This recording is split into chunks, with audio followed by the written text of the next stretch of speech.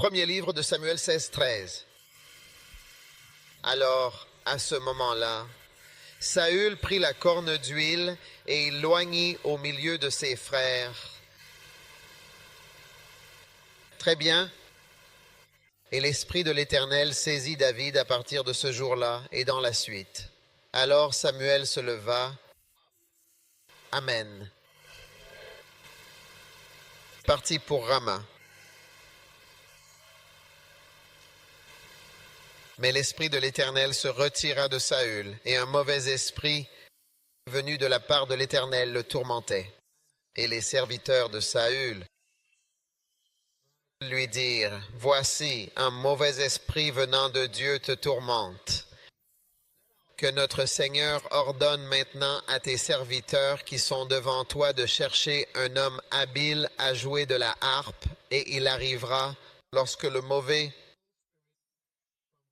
Et Saül dit à ses serviteurs, alors l'un de ses serviteurs répondit et dit, « Voici, j'ai vu un fils d'Isaïe, le Bethléemite, qui sait habilement jouer. C'est aussi un homme vaillant et courageux, un homme de guerre, prudent dans ses paroles, d'une belle apparence, et l'Éternel est avec lui. »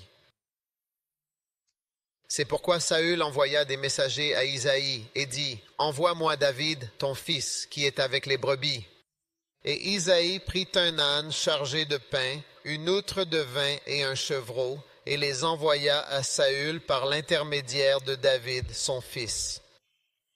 Et David vint auprès de Saül et se tint devant lui. Il l'aima beaucoup, et il devint son porteur d'armes.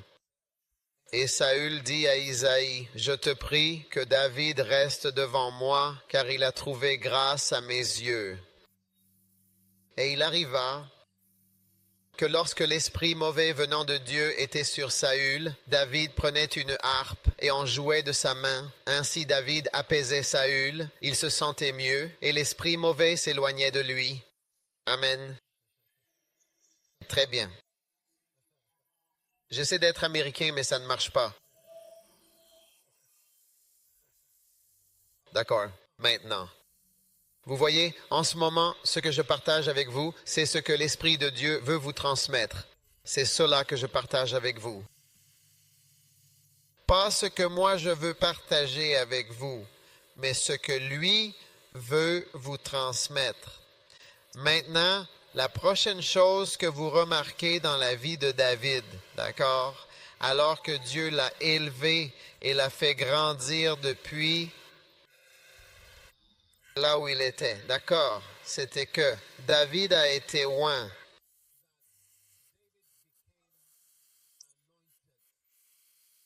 Avec un mot hébreu, machak. Amen. Alléluia. Maintenant, quelles sont les 7 significations de la préparation? Premièrement, cela signifie poser une fondation. Deuxièmement, cela signifie quoi? Prévoir le mal. Amen. Troisièmement, cela signifie quoi? Pourvoir à quelque chose. Ensuite, cela signifie quoi? Répéter à l'avance. Amen. Le suivant, s'entraîner. Et ensuite, c'est quoi? Éduquer avec un savoir particulier. Le suivant, cultiver pour la production. Suivant, devenir doux et mûr. Amen. C'est ce que signifie être préparé. Le suivant. Pourquoi? Être armé des armes nécessaires. Maintenant, pour être armé des armes nécessaires pour le ministère, il faut être choisi par Dieu. Est-ce que vous comprenez ce que je dis? Vous ne comprenez pas? Vous devez être armé des armes nécessaires maintenant. David avait été appelé, et je vous parlais des 4 phases du ministère de David. N'est-ce pas? 4 phases. La première, quoi? Avant l'appel. Alors, après qu'il ait été appelé et oint, Ensuite, il est devenu un fugitif. Après, quand il est devenu roi, d'accord? Maintenant, remarquez que nous entrons juste dans la prochaine phase du ministère de David. Vous comprenez, lorsqu'il est oint. Et c'est la phase dans laquelle vous entrez également maintenant. Amen. Amen. Devenir oint, tout simplement, avec l'onction Machak. Le mot là où la Bible dit que Samuel a pris l'huile et a oint David, c'est bien ce mot Machak qui est utilisé dans ce passage de l'Écriture. Le mot M-A-S-H-A-C-H est celui qui apparaît ici dans le texte biblique. Machak. Maintenant, cela signifie frotter avec de l'huile ou cela signifie peindre. Amen. Amen. Cela veut dire faire quoi? Et deuxièmement, cela signifie peindre. Amen. Amen. Troisièmement, cela signifie en réalité consacrer. Donc, en fin de compte, David a bel et bien été peint. Amen. Amen. Vous voyez, être oint n'est pas aussi glorieux que nous le pensons souvent. Parfois, nous pensons que quelqu'un est oint et nous commençons à croire qu'il est maintenant vraiment extrêmement et puissamment doué. Mais il y a une onction qui est essentiellement une onction qui vient pour te distinguer. Wow. Pour te peindre.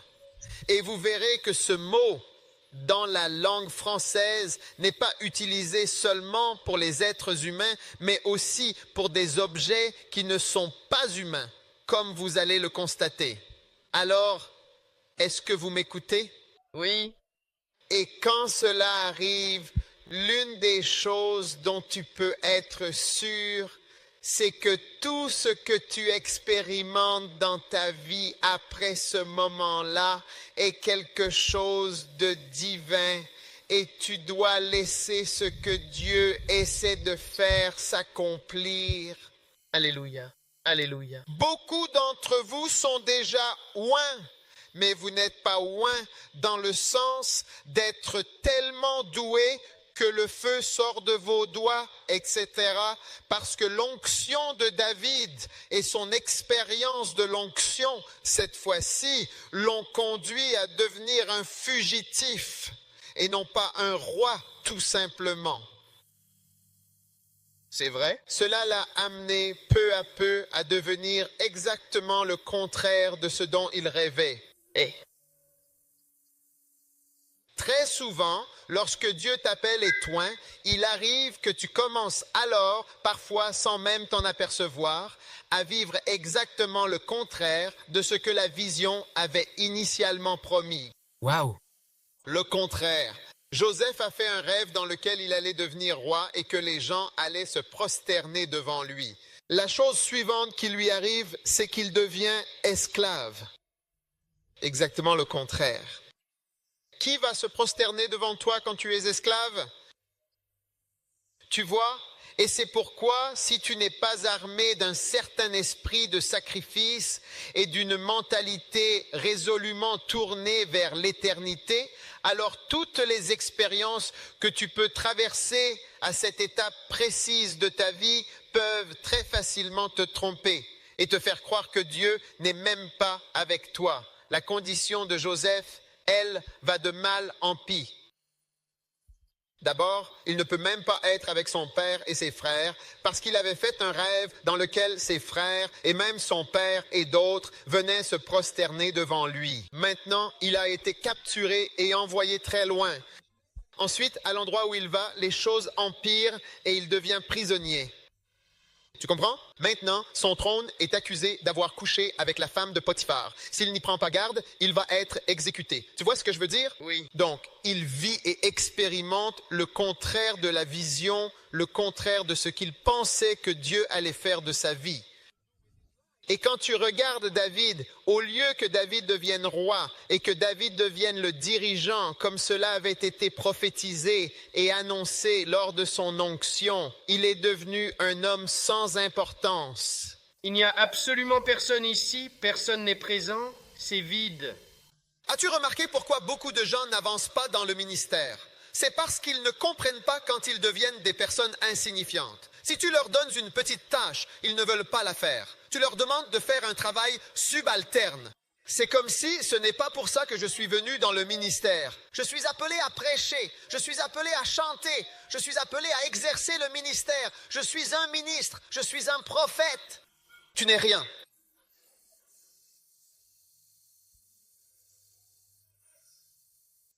Cette onction, tu vois, cela signifie peindre. Et si je te peins, cela veut dire que tu es marqué. Maintenant, Dieu a les yeux sur toi. Même le Saint-Esprit, quand la Bible parle du sceau du Saint-Esprit, c'est le signe dans le domaine spirituel. Il est visible que le Saint-Esprit est sur toi. C'est pourquoi le Saint-Esprit est aussi appelé un sceau, parce que c'est un signe qui peut être vu dans le domaine spirituel. Que l'Esprit de Dieu repose sur cette personne, c'est une marque. Tu as été marqué et scellé par le Saint-Esprit. Alléluia, est-ce que tu m'écoutes? Donc Dieu a marqué David pour la royauté.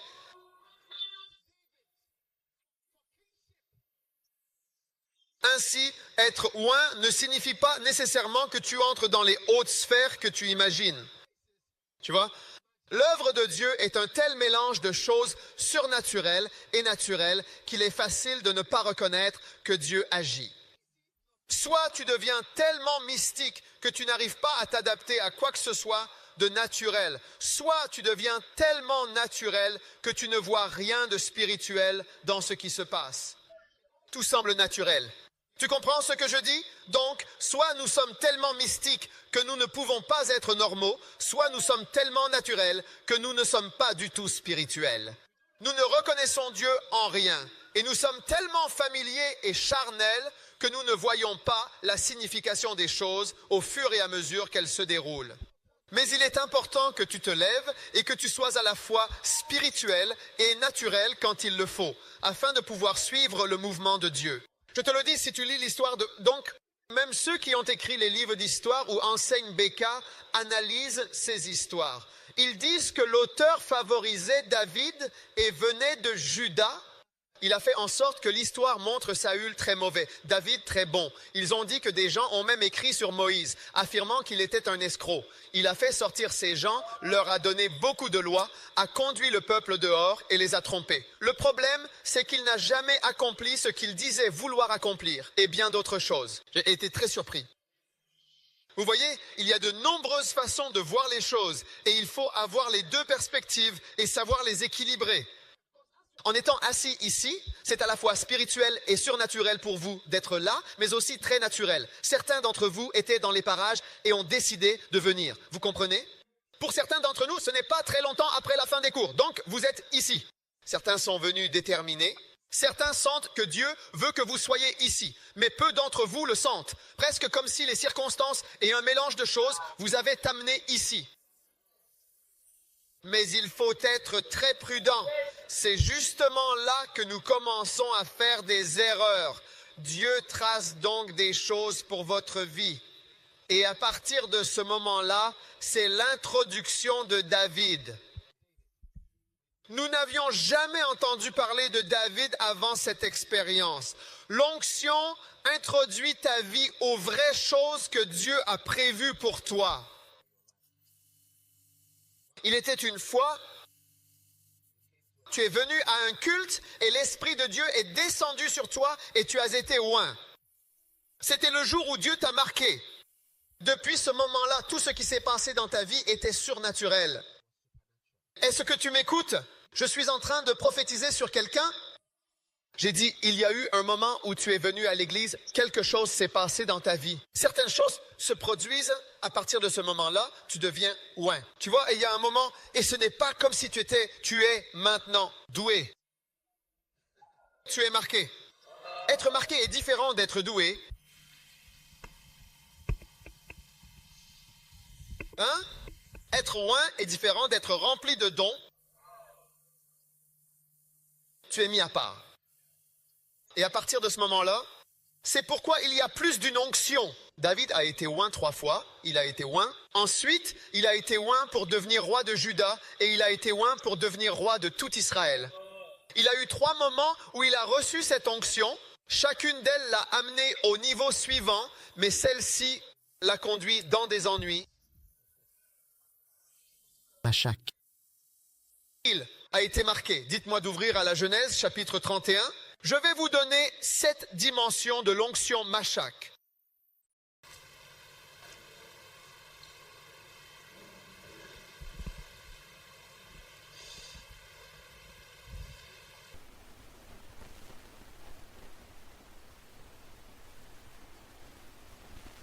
Es-tu prêt pour les dimensions? Oui, bien sûr, absolument. Sans aucun doute, c'est certain.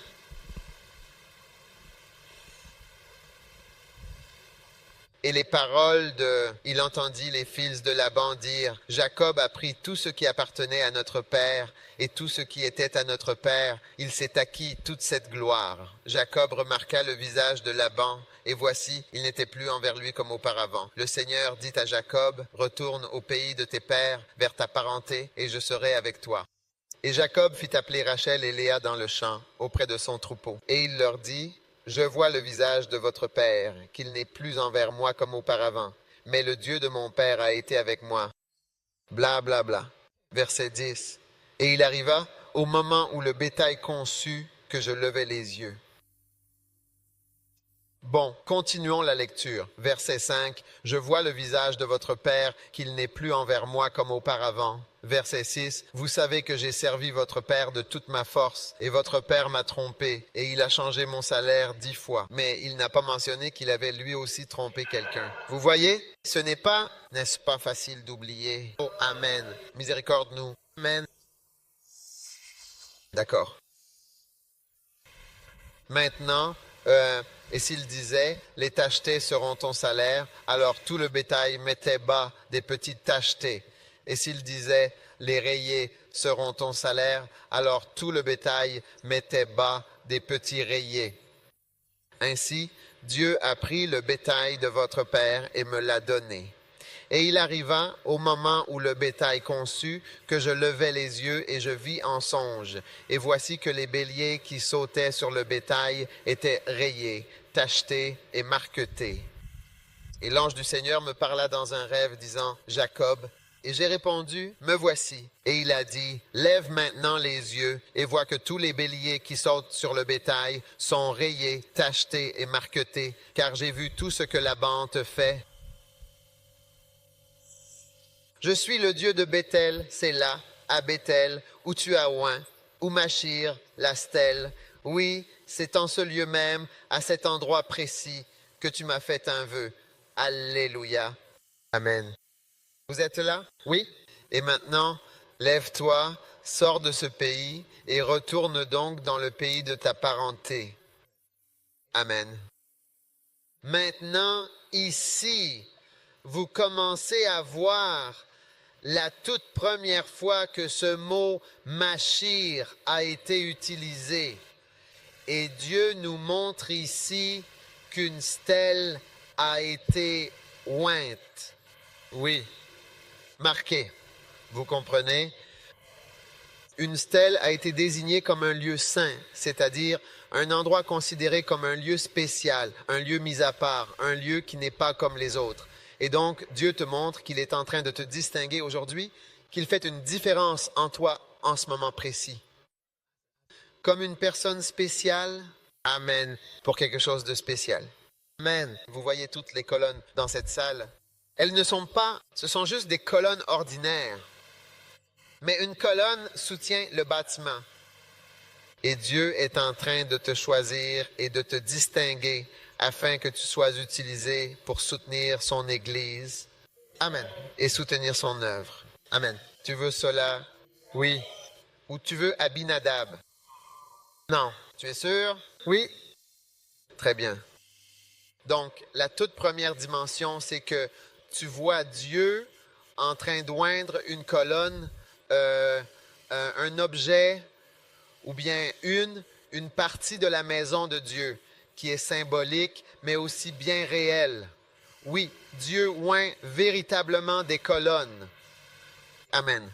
Tu écoutes, hein? Oui. Numéro 2. Jérémie 22. Jérémie 22. Jérémie 22. Et nous allons maintenant lire ensemble les versets 13 et 14.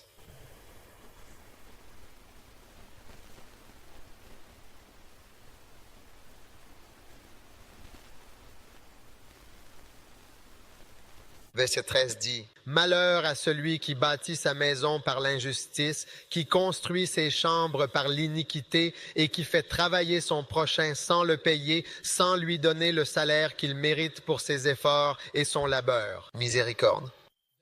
Jérémie 22, 13. Tu es là? Oui. Combien veulent être oints? Vous voyez, je veux prier pour vous tous et vous oindre tous avec de l'huile. Amen. Mais voyez-vous, ce n'est pas cela que vous devez rechercher. Vous devez en fait rechercher la véritable marque. Vous comprenez? Oui. Il y a un moment où Dieu t'oint. À partir de ce moment-là, tu seras remarqué. Amen. Wow. J'ai dit, à partir de ce moment-là, tu seras remarqué. Amen. David était inconnu, mais après avoir été oint, il a été remarqué. Mais voyez-vous, le fait d'être remarqué ne signifie pas que vous êtes quelqu'un. Oui. Tu comprends ce que j'essaie de dire? Oui. Tu peux être remarqué, mais tu n'es personne. C'est bien vrai. Tu dois absolument passer par toutes les choses que Dieu te fait traverser, c'est-à-dire ce que nous appelons en fait les épreuves de préparation au ministère. Prêche. Maintenant, remarquez bien ceci.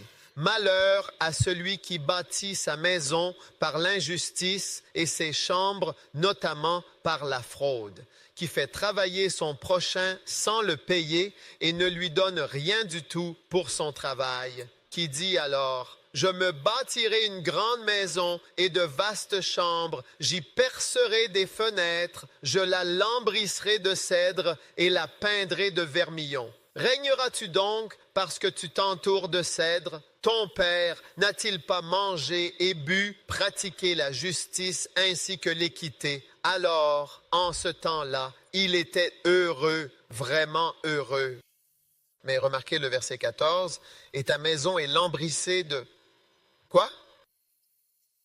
De cèdre. De cèdre. Quoi encore? Peinte, simplement. Peinte avec du vermillon. Qu'est-ce que le vermillon?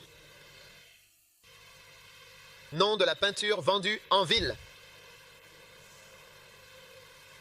Quoi? Sarafa. Asa. Un quoi?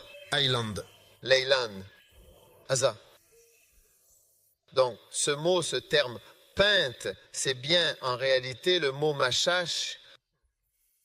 Si vous vérifiez le mot hébreu, c'est le même mot qui est utilisé lorsque Dieu a dit « J'ai oint David ». C'est le même mot qu'il a utilisé. « J'ai peint cette maison ». Wow! Donc il te marque, il laisse une trace sur toi et il fait en sorte que tu sois vraiment remarquable, qu'on te remarque, qu'on te trouve beau, tout simplement. C'est la prochaine chose à propos de l'onction Machak. Elle te rend beau, plus agréable, charmant, attirant et particulièrement remarquable. Amen. Mais pas nécessairement doué. Vous comprenez ce que je dis? Oui. Alors maintenant, et c'est pourquoi je dis que Dieu t'élève et il te distingue, il te peint afin que tu sois séparé, différent de la foule, remarqué, un ouvrier, un travailleur, quelqu'un que Dieu a marqué et choisi. Ne prends pas cela à la légère. Puis-je avoir un amen? Amen. Combien sentent que vous avez déjà été marqués? Combien sentent cela? Ou combien sentent généralement que c'est comme si vous aviez déjà été peint? Hein? N'est-ce pas merveilleux? Oui. Donc, je n'ai pas à prier pour vous? Oui, parce que c'est Dieu qui fait cela. C'est quelque chose de merveilleux. Il est en train de vous frotter, de vous peindre. Si j'avais mon pinceau ici, Ah, oui. la prochaine fois, je devrais prendre un pinceau, en prendre un pour demain et quelques peintures. Oui. Et je vais en peindre certains parmi vous pour que vous voyiez à quoi vous ressemblez dans l'esprit. Vous avez été peint, Oui.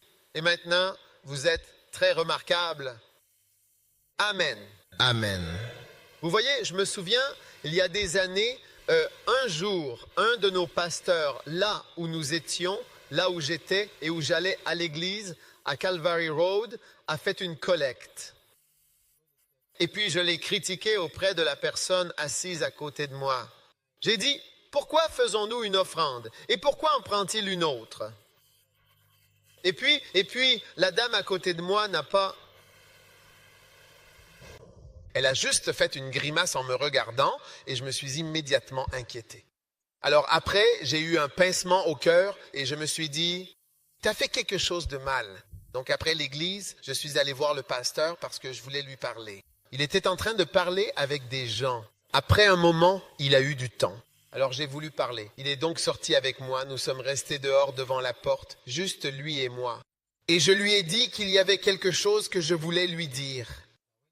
Que lorsque tu prenais l'offrande, j'ai fait cette remarque et j'en suis désolé, mais j'ai senti que c'était mal. Il a été surpris et très touché et il a posé sa main sur moi en disant « Dieu va t'utiliser ». Peut-être que c'est ce jour-là que l'onction Machak est venue sur moi et que j'ai été marqué. Tu vois? Parce qu'à chaque fois que tu t'humilies et que tu t'abaisses, la grâce descend sur toi. Elle accorde la grâce à ceux qui s'abaissent. À ceux qui s'humilient, chaque fois que tu t'abaisses, Jésus a dit, prenez mon joug, je suis doux et humble de cœur. Chaque fois que tu t'abaisses, la grâce descend sur toi, elle ne monte pas. La grâce n'a pas d'énergie potentielle, elle ne peut que descendre. Il a dit que Dieu va t'utiliser. Je suis devenu quelqu'un de remarquable dans les différents endroits où j'ai travaillé. À Londres, dans mon église, le pasteur Baza, je jouais de la batterie et ainsi de suite. Il m'a remarqué. Puis il m'a appelé et il m'a dit, je veux te former pour que tu deviennes pasteur et que tu restes ici avec moi. Mais je devais aller à l'école. Alors je suis parti quand nos écoles ont rouvert. Tu comprends? Mais je suis devenu remarqué et remarquable.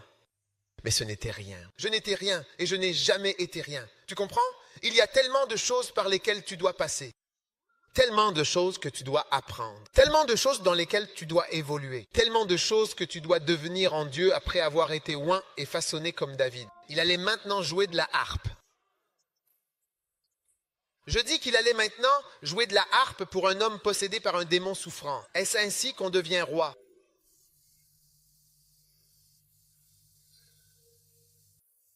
Tu deviens un instrumentiste pour un fou?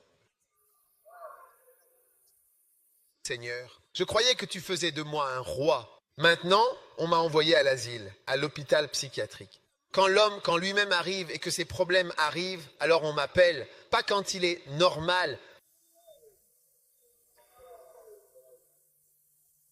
Et je chasse ses problèmes.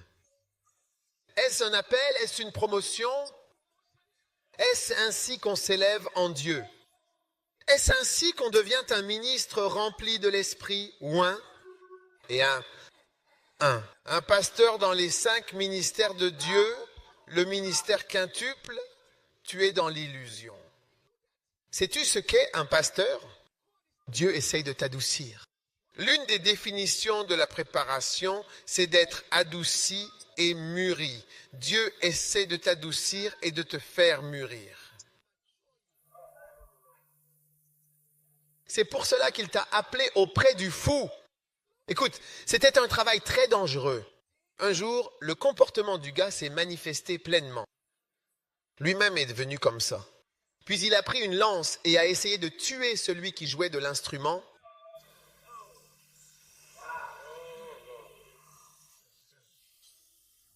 Travail très dangereux.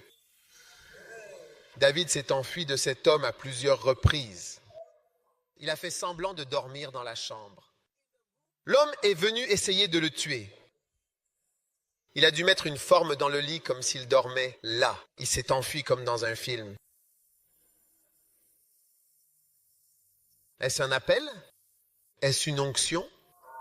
Le contraire exact de quoi? Car le rêve et la vision pour ça, c'est machak. Peindre la maison ne signifie pas la maison. N'importe quoi, peindre le pilier. Machak sur David. C'est ça le machak. Onction, Dieu est en train de te marquer. Comment tu t'appelles, toi? Benjamin? De quelle école? Usté? Tu vois, Dieu est en train de marquer. Toi, il te peint. Il te fait connaître. Il te rend un peu plus beau, un peu plus. Ces piliers sont remarquables parce qu'ils sont verts. Des carreaux de mosaïque verts. Vous comprenez qu'ils auraient pu être juste blancs, mais ils sont un peu plus brillants et un peu plus visibles. Ils ont été écrasés. Oui, ce sont des tueurs ouins, mais tu n'es encore rien. Tu vois ce que je veux que tu comprennes. Tu es oint. Combien de personnes ont déjà prié pour toi? Je t'ai déjà oint avec de l'huile auparavant. Ce n'est pas que vous n'êtes pas doué, quoi qu'il en soit. Le ministère quintuple. Non? Je crois que tu as été oint. Je le crois. Révérence. Tu penses qu'ils sont oints? Oui, si David Dutton est oint, alors toi aussi tu es oint. Tes problèmes sont un signe que tu es oint. Le travail inférieur qu'on t'a confié est un signe. Assieds-toi ici et emballe ces cartons. C'est un signe.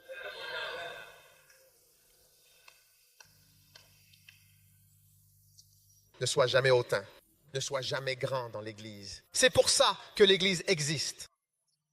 Seul, si tu oublies le mot, je pense qu'on ne comprend pas le mot humilité. Utilisons le mot solitude, solitaire. Pas doux, humble. Faible. À terre. Je ne suis rien. Je suis à terre. Laisse-toi porter par cela. Ce jour-là, la chose tombera sur toi. C'est lorsque Jésus s'est incliné devant Jean-Baptiste que la colombe a volé très rapidement. Ce n'était pas un lit ordinaire. Ce n'était pas un bon ordinaire, comme ceux que tu vois, ces colombes que tu vois. Un lit venu du ciel aussi vite, de là où Dieu habite. Et une colombe a été envoyée, une colombe spéciale a volé à toute vitesse pour l'attraper. Quand il est à genoux, quand il est dans l'eau. En quelques secondes, la colombe était arrivée du ciel. Ainsi sera ton onction, en quelques secondes. J'ai dit en quelques secondes. Quand tu te retrouves à terre, les genoux fléchis, le don de Dieu descendra sur toi en un instant. Moi aussi à Suhum, j'étais à genoux quand j'ai entendu une voix dans la pièce et j'ai senti l'onction entrer en moi. J'étais allongé, même si je dormais, je me suis réveillé à nouveau et je priais. Je vous le dis, j'étais à genoux, allongé sur mon lit et agenouillé sur mes genoux et je criais à Dieu. Je ne savais même pas pourquoi je pleurais. Mais je voulais Dieu. Et c'est à ce moment-là. Un jour, j'étais à genoux dans ma chambre, en train de pleurer, me sentant désolé pour moi-même et criant au Seigneur. Et soudain, la porte de ma chambre s'est ouverte puis refermée. Et je me suis figé, parce que je savais le Seigneur était venu là. Mais j'ai cru que c'était ma femme qui était entrée alors que je savais qu'elle était sortie. Alors je suis resté figé, attendant d'entendre sa voix, mais sa voix n'est jamais venue.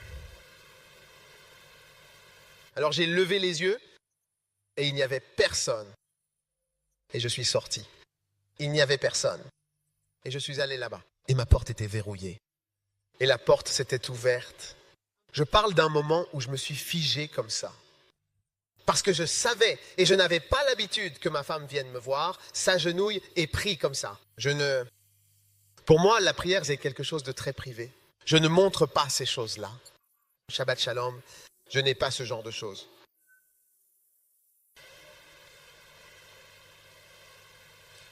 Mais je crois que le Seigneur est venu. Il est venu. Et j'étais à genoux, en train de pleurer. J'étais en larmes devant vous. Certains d'entre vous, admettez-le, vous avez le cœur dur. Vous ne pouvez pas pleurer. Vous ne pouvez pas verser de larmes. Il n'y a aucune émotion. Vous avez de l'émotion pour le football, la boxe et d'autres choses, mais aucune émotion pour Dieu. Cette émotion est réservée à autre chose. La politique. Mesdames et messieurs, cette onction qui vient sur votre vie est réelle. Marc, tu es différent. Je te le dis. Et lors de cette réunion, Dieu est en train de te marquer. Comment tu t'appelles déjà? Kwesi Wood, tu as été marqué. Tu as été marqué. Tu ne pourras jamais t'échapper. Toi seul peux faire ce que tu veux faire. Mais quand tu arriveras au ciel, ils te montreront la marque dans le domaine de l'esprit. Et ils te montreront le jour où tu as été oint et marqué, que tu en fasses quelque chose ou non. Mais tu iras le voir. Quand tu sembleras te démarquer un peu plus, pas seulement à cause de ton beau visage ou de tes jolis foulards mat, mais parce qu'il semble que Dieu t'ait choisi. Dieu est en train de te choisir. Combien peuvent dire que Dieu est en train de les choisir? Levez la main si c'est votre cas. Alors maintenant que tu vois qu'il te choisit, qu'il te marque, qu'il t'oint, je te plains si tu n'obéis pas. Et si tu ne te laisses pas porter, et si tu ne deviens pas ce qu'il t'a appelé à devenir, après, il viendra vers toi et te marquera. Oh oui, c'est un Dieu qui marque, le Dieu qui connaît ceux qui sont à lui. Il les connaît comme il l'a dit, tous ceux qui invoquent le nom. Il te connaît, même les cheveux de ta tête sont comptés. Il t'a choisi, il t'a mis à part pour son œuvre. Oh oui. Mais voyez-vous, pour beaucoup d'entre vous, votre œuvre et vos fruits viendront dans 20 ans. Mais d'ici là, pendant les 20 prochaines années, tu dois faire ce que tu dois faire. Tu dois faire ce que tu dois faire. Tu dois servir ce que tu dois servir. Tu dois aller là où tu dois aller. Si les fous, ils disent « joue pour lui quand la folie vient ». Quand la folie vient, tu joues. Quand la folie ne vient pas, repose-toi. Quand la folie ne vient pas, tu ne joues pas à l'église. Tu ne joues pas pour la chorale. Tu ne joues pas pour lui quand il va bien. Tu joues quand la folie vient. C'est ça ton travail. C'est ça ton travail. David Oin. Roi.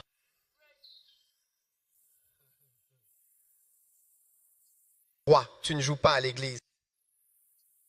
Tu joues avec la voiture de la folie et vous êtes deux. Les gens ne verront pas tes talents de harpiste. Pour qu'ils t'invitent à rejoindre la chorale, tu ne joues que lorsque la folie vient. Pourquoi ne serais-tu pas heureux du petit travail que Dieu te donne et de la petite position qu'il t'accorde?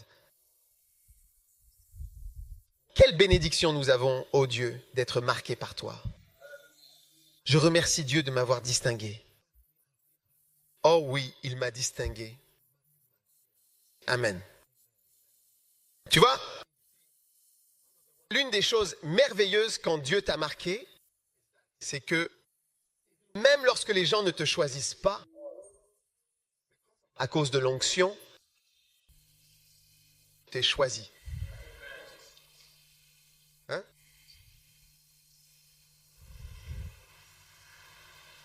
Combien d'entre vous ont eu l'impression de ne pas avoir été choisis? Tu l'as ressenti que tu n'as pas été sélectionné? Je l'ai ressenti de nombreuses fois. Oui. Et tu vois, mon style de ministère est tel que je ne serai pas facilement choisi.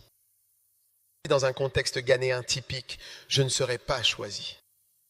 S'ils cherchaient, disons, des conseillers pour le gouvernement ou des personnes, tu sais, des hommes de ministres de sagesse ou des gens qui peuvent t'aider en politique. La façon dont je suis et la manière dont je me présente, je suis là, debout, on parle, on fait ceci.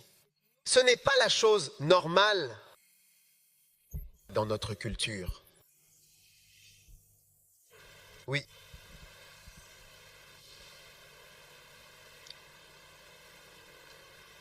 Et donc, c'est ce qui m'arrive tout le temps.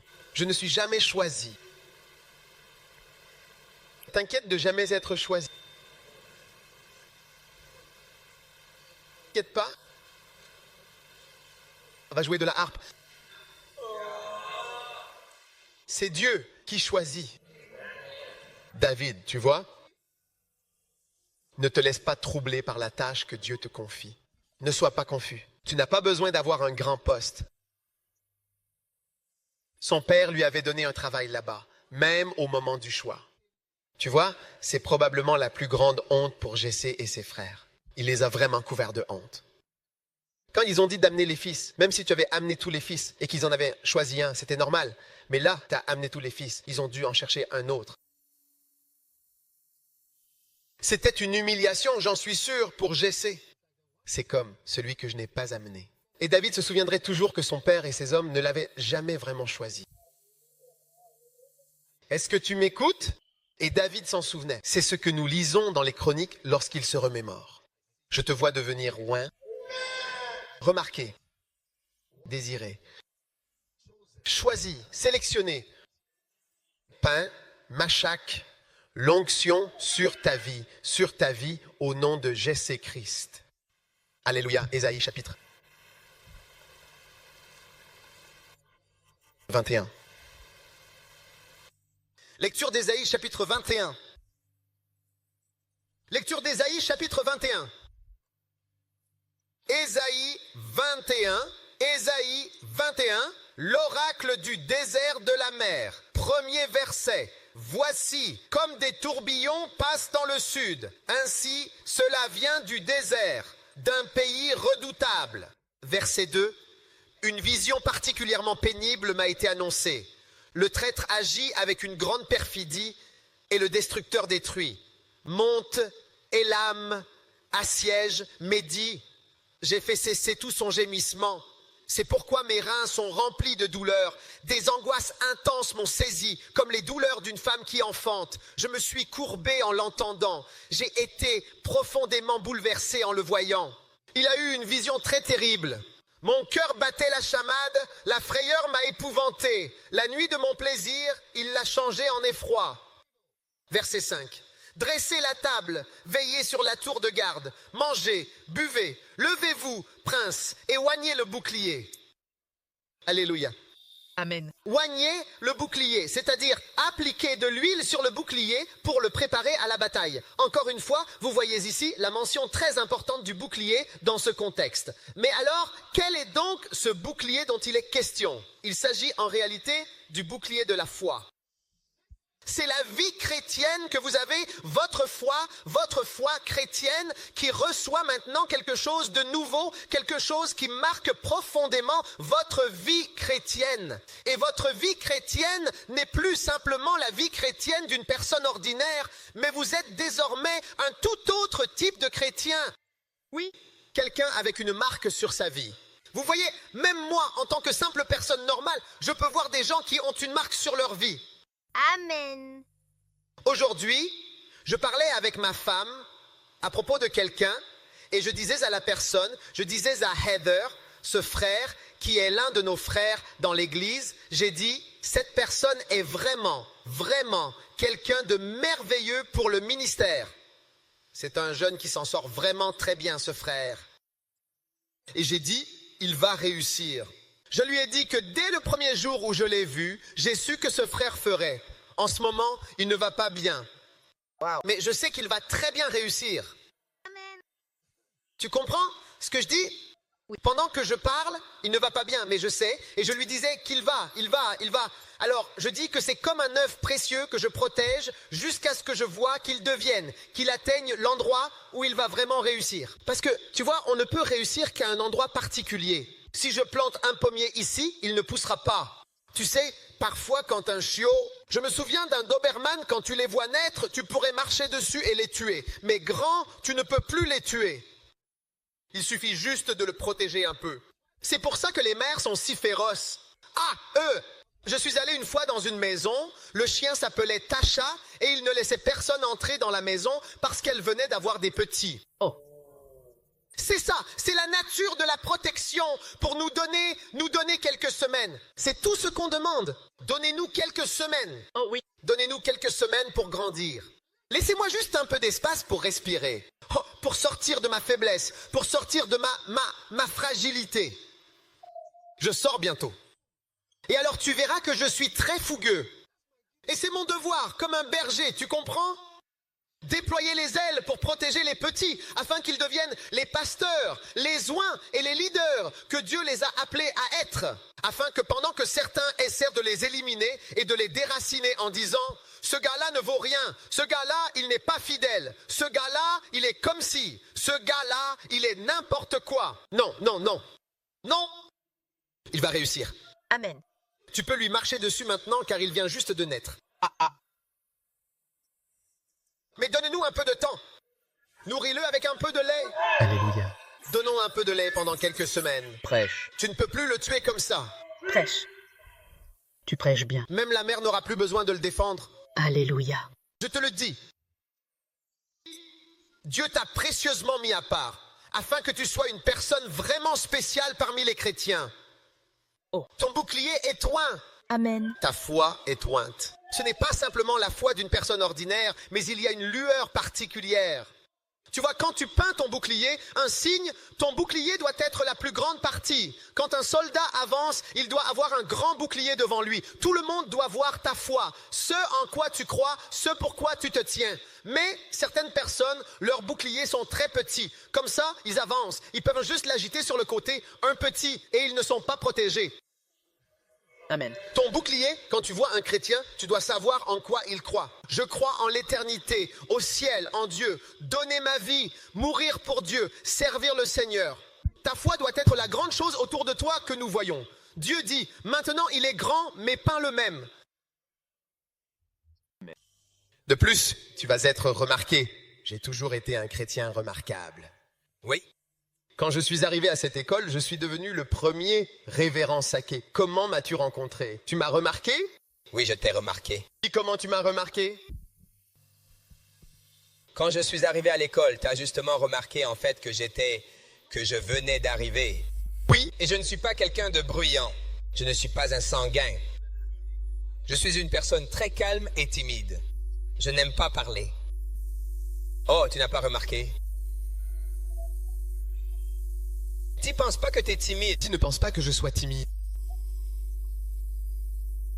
Quand je suis arrivé sur le campus, on m'a dit qu'il y avait cet homme, un ami de mes enfants. Il a rencontré ce métis et il pense que je vais partir parce que cet homme est très radical. C'est comme ça qu'on m'a présenté. Si tu le vois, tu le reconnaîtras, tu le remarqueras. C'est ce qu'il m'a dit. Vers la fin du premier trimestre, je marchais depuis Commonwealth Hall, descendant Legongon Hall, et j'ai entendu quelqu'un parler en langue, Shabadabada. Puis il a dit, quelqu'un devrait interpréter. J'ai dit, hé, je n'avais jamais vu ça auparavant.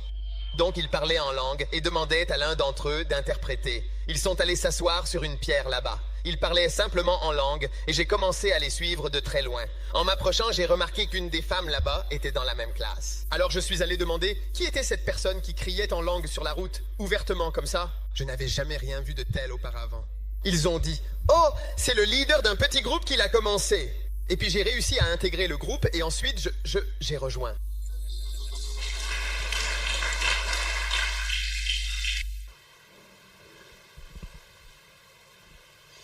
On te remarquera, on te remarquera. Personne ne peut t'inviter à une fête de non-croyants quand cette peinture est sur ton bouclier. Car ils verront le bouclier peint. J'ai dit, ils verront le bouclier peint. Ouais. Ils viennent t'inviter, un guerrier comme toi en personne, à aller chez Satan. Pour aller t'asseoir là-bas avec un grand bouclier peint, comme ça. Tu penses que Satan va t'inviter chez lui? Certainement pas. Non.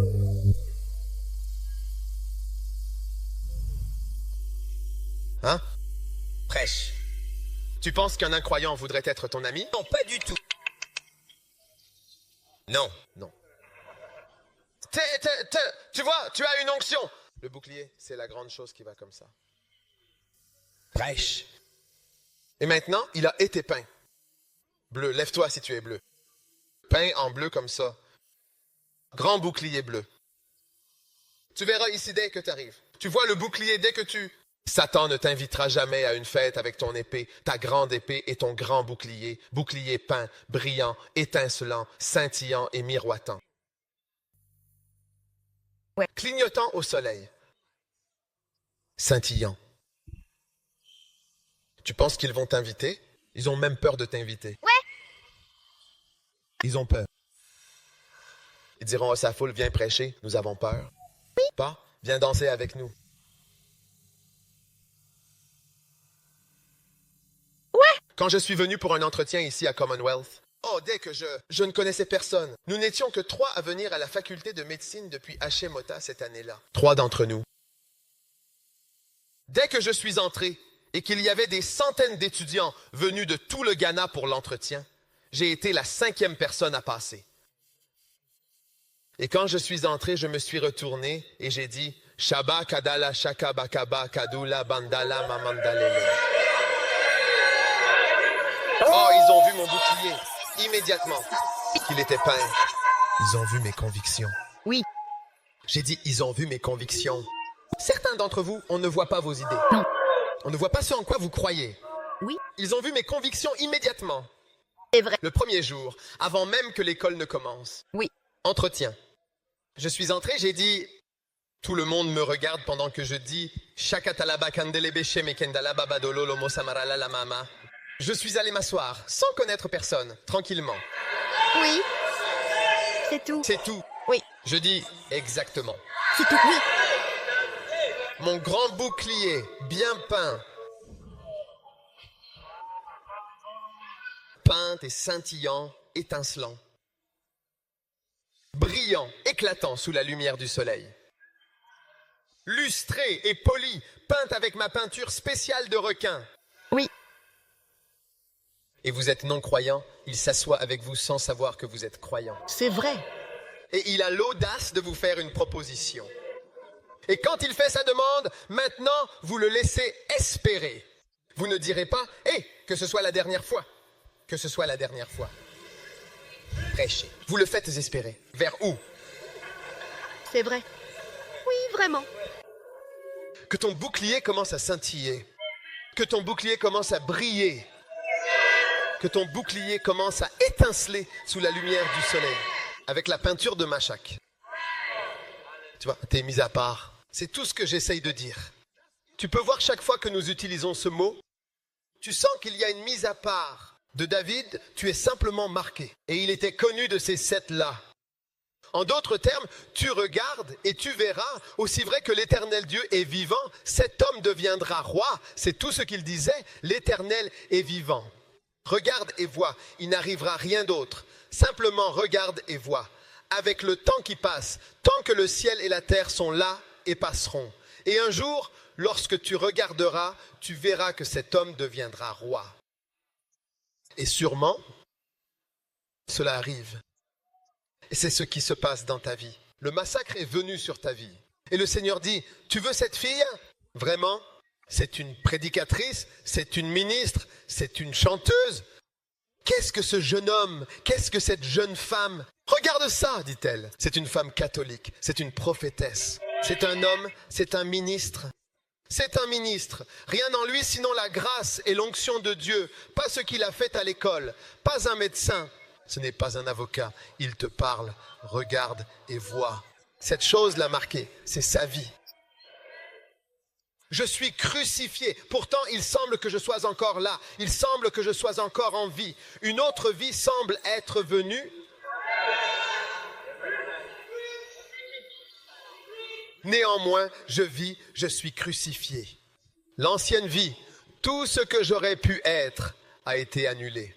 Et pourtant, il semble que le gars soit encore en mouvement dans le système.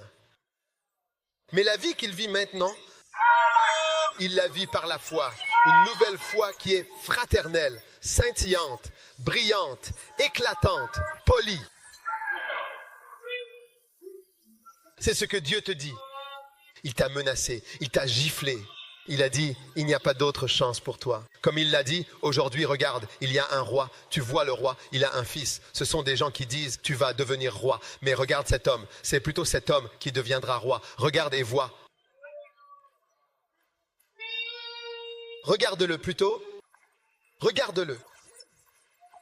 Regarde-le, c'est tout ce que Dieu dit. Il y a des gens qui sont allés à l'école biblique, des gens qui ont l'air calmes, comme ceci, comme cela, peu importe. Les gens veulent, parfois même leurs pères et mères disent, mon fils sera le prêtre. Et Dieu dit celui-ci. Ils ont l'air sacerdotal et Dieu dit celui-ci. Comment tu t'appelles? Jonas? Jonas va devenir, il va être le prêtre. Même mes petits beaux-frères, Cacra et Pain étaient toujours, disait-il. Il allait devenir prêtre, il a l'air sacerdotal. Tu vois, il ressemble à un prêtre. Alors mon beau-père disait toujours, il va devenir prêtre, donc il ne devrait pas. Tu devrais simplement être prêtre, car mon beau-père voulait être prêtre, mais il n'est pas devenu une personne. Il veut qu'un de ses enfants devienne prêtre. Mais regarde celui qui ne ressemble pas à un prêtre, qui paraît méchant et très dur, c'est le prophète Cacra. Il avait l'air très dur, très mauvais, un genre de personne dure différente. C'est plutôt lui, c'était plutôt Marc, disait-il. Toi, tu vas être là, regarde, et tu verras, c'est une chose merveilleuse. Je vois l'onction Machak sur ta vie. Maintenant, elle vient sur vous, frère. Je le sens venir sur vous maintenant. Ça descend sur vous. Dieu est en train de vous marquer. N'ayez pas peur de ce qui arrive dans les jours à venir. N'ayez pas peur de ce qui s'en vient. Et le feu, les fous, les Goliaths et toutes les autres choses qui vous attendent. Tout cela est planifié surnaturellement par Dieu pour votre vie. Je dis, il a marqué David et a dit, c'est fait. Et puis, les êtres humains ont commencé à l'assigner à l'hôpital psychiatrique. Donc tu ne travailleras pas dans une unité normale. Tu vas avec les fous et quand ils arrivent eux-mêmes, tu es le Valium, c'est toi qu'ils vont prendre. Tu es le Lagactil. Nous allons leur faire une injection. Aujourd'hui, nous avons du Lagacta. Quand leur crise arrive, on leur donne du Lagacta 100 mg. Et David, tu es le Lagachter. Nous allons donner au roi David le petit nid d'un fou. C'est une marque. Ne rate pas ta marque. Quand la marque est là, tu la reconnais. Ne cherche pas à la cacher. Fais ressortir ta grande foi. Comment caches-tu ton bouclier, ta peinture, alors que joint tes boucliers, alors que joint ta confession de foi? Que ta vie chrétienne, oui, que ta vie chrétienne soit quelque chose.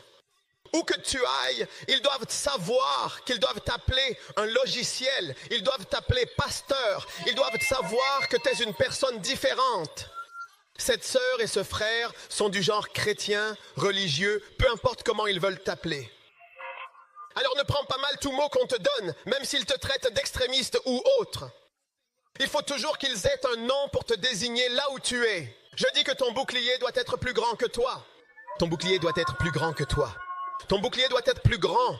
Quand ils arrivent, ils ne doivent voir que ta foi, pas ta qualification, ton école, ton origine, ni ton père. Ils doivent voir en quoi tu crois, que tu crois en Dieu.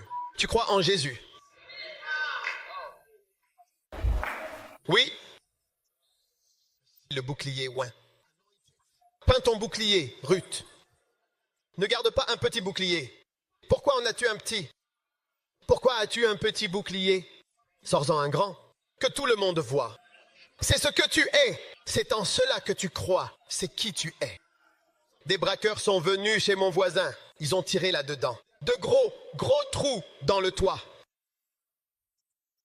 Quand les braqueurs sont partis, quand les gens avaient peur, ils ont volé leur voiture, volé leur argent, ils ont fait coucher tout le monde par terre. Mais tu vois, ils savaient que j'étais pasteur, et comme j'étais avec eux. Parce que pendant que je me tiens là, toi, tu peux me voir dans l'esprit avec mon grand bouclier. Je veux dire, il scintille et brille. Alors j'ai dit, prions. Ce sont des non-croyants. Invités, ils ne viennent pas à l'église. J'ai dit, prions. Oh, prie juste pour nous, s'il te plaît, avec les soldats et tout le monde. Mais ils savent que c'est la maison d'un pasteur. Quand tu viens chez moi, parfois tu entends la nuit des gens prier. C'est la maison de quelqu'un. C'est une maison d'église. C'est une maison chrétienne. Je crois en Dieu, je crois en Jésus. Pourquoi devrait-il y avoir le son de la prière dans ma maison? Quand ils se disputent à côté et invitent les gens à venir boire et qu'il y a ce pub clairement chrétien, ce bar à côté. Personne ne parle de ça. Les gens vont crier dans ma maison, prier dans ma maison. C'est une maison chrétienne. J'ai dit, c'est une maison chrétienne. J'ai dit, mon bouclier devient de plus en plus grand.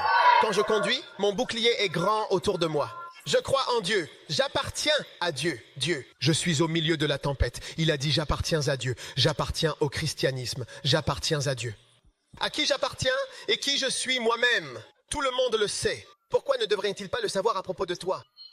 Il a dit, au nom de Jésus-Christ, à qui j'appartiens et qui je suis moi-même. En d'autres termes, il disait, j'appartiens à Dieu. À qui j'appartiens signifie que j'appartiens à Dieu. Je suis mis à part, c'est ce qu'est ma vie. Même si tu n'es pas dans le ministère à plein temps, ça n'a pas d'importance. Laisse-les voir ton grand bouclier.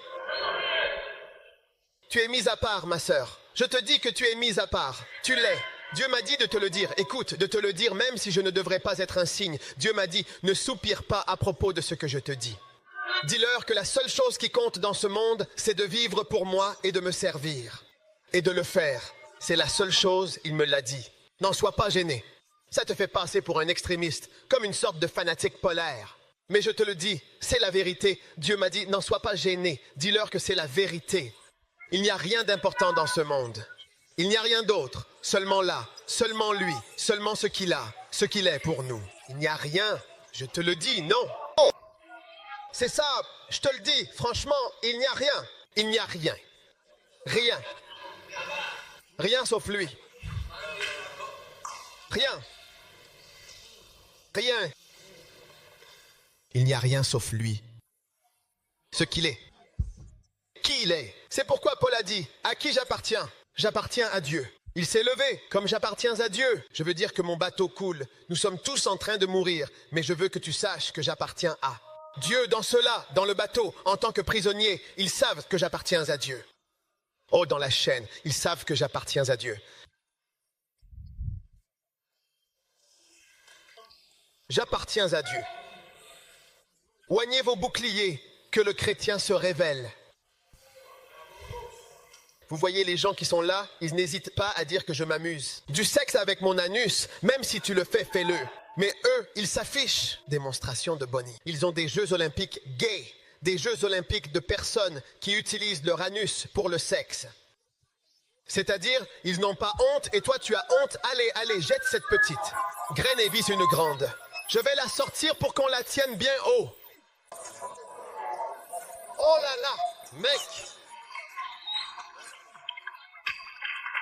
Ils ne resteraient pas discrets à ce sujet s'ils étaient politiciens. Tu vois, un homme distingué en cravate droit, il a des prothèses et il met une partie ici car la maladie est devenue pathologique et les visages s'effondrent, littéralement. Alors ils mettent la pièce là et ça fonctionne. Et il essaye de nous dire comme ça, je suis gay et je l'assume, j'y crois, c'est ce que je veux, la liberté, peu importe. Et toi, tu as fait de ton destin un petit bouclier, comme un fer à repasser en fer. Un petit comme ça que tu agites, que tu ne peux même pas mettre sous une aisselle et tu marches comme ça. Personne ne sait ce que tu penses, personne ne sait en quoi tu crois, personne ne sait qui tu es. Quelle honte!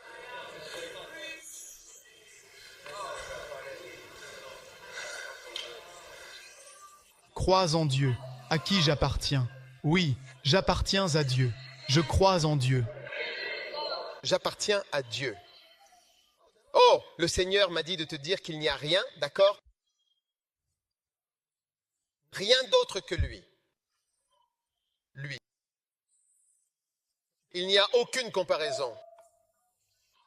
Aucune, même pour une minute, entre quoi que ce soit que tu puisses acquérir, obtenir, avoir, rechercher, posséder. Naturel, physique, conjugal, financier, académique. Peu importe. Il n'y a rien qui tienne.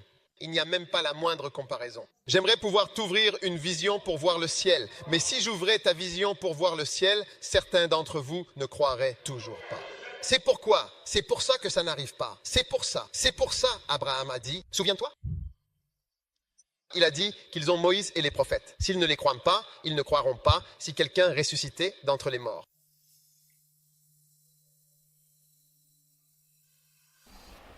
J'ai toujours eu l'impression que ce n'était pas juste que le Seigneur ne renvoie pas quelqu'un d'entre les morts. Mais maintenant, je sais que s'ils ne croient pas, et c'est vrai, s'ils ne croient pas celui qui se tient là, ils ne croiront pas. Si quelqu'un ressuscite d'entre les morts, ils ne croiront pas à leur vision.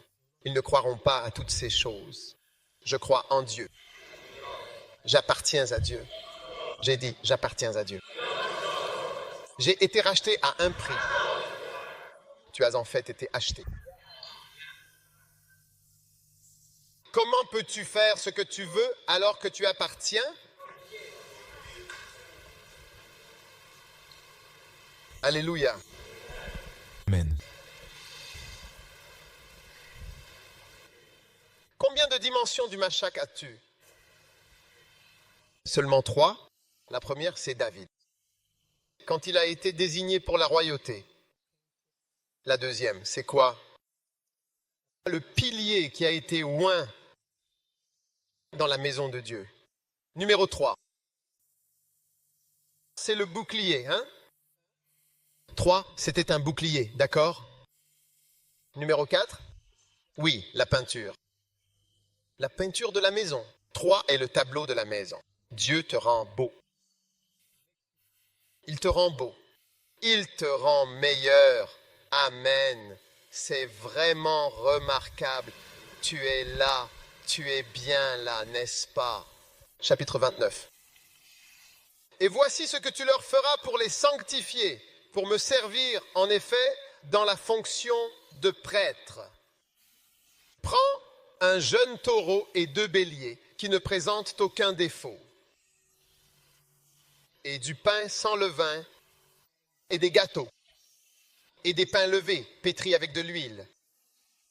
Et avec nous, élevés, tu les feras oint d'huile, de froment et de farine, précieusement et soigneusement.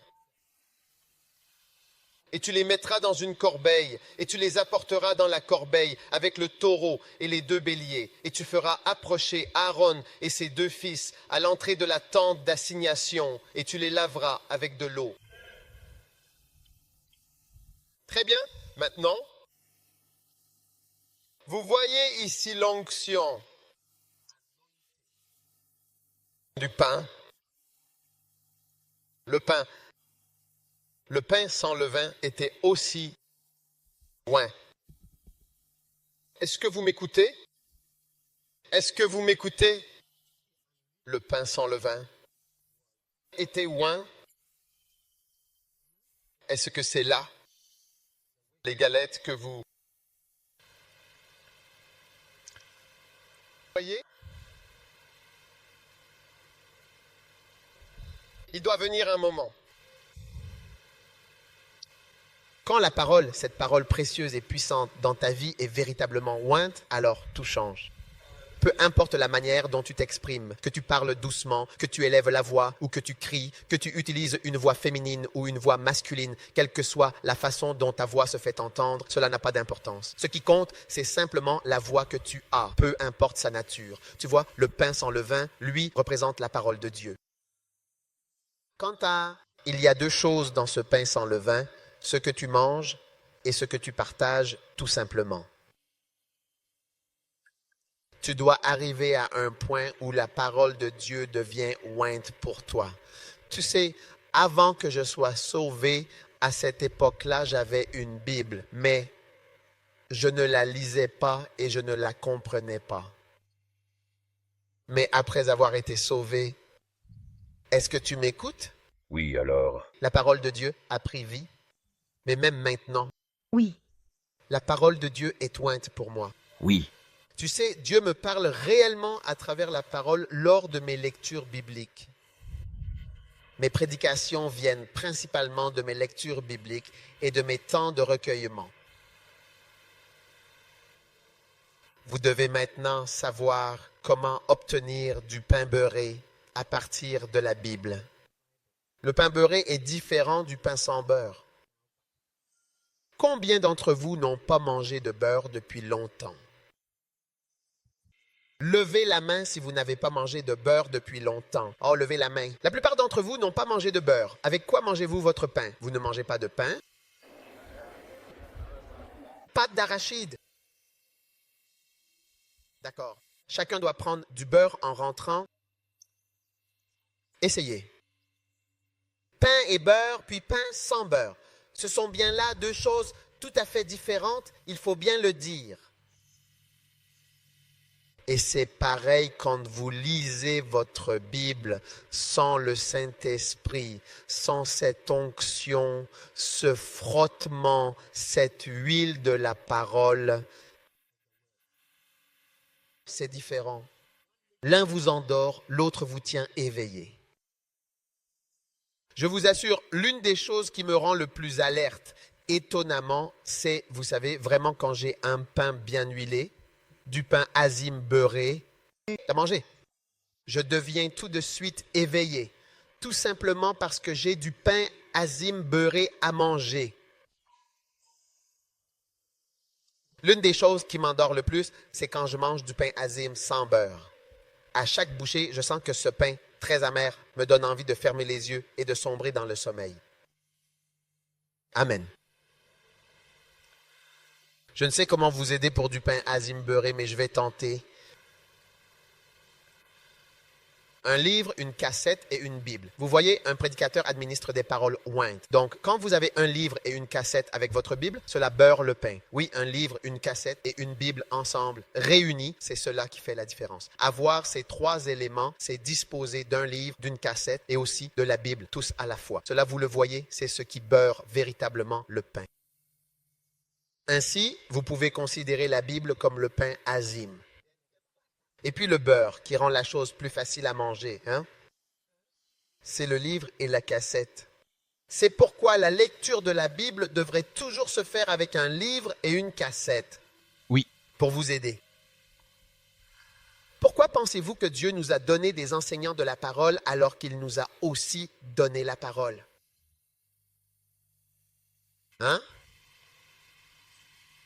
Pourquoi penses-tu qu'il t'a donné un enseignant alors qu'il t'a donné la parole? Qu'en penses-tu? De nos jours, la personne dont j'apprécie vraiment recevoir, en particulier et tout spécialement, c'est Rick Joyner. Moi, parce que je sens au plus profond de mon cœur que Dieu l'a oint pour moi. Donc, je l'accepte aussi pleinement.